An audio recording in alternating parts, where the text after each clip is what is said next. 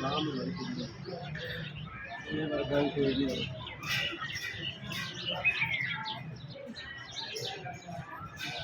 ਬਾਰਿਸ਼ ਹੋਈ ਹੈ ਹੁਣ ਪਾਣੀ ਹੋ ਗਿਆ ਬਾਰਿਸ਼ ਹੋਈ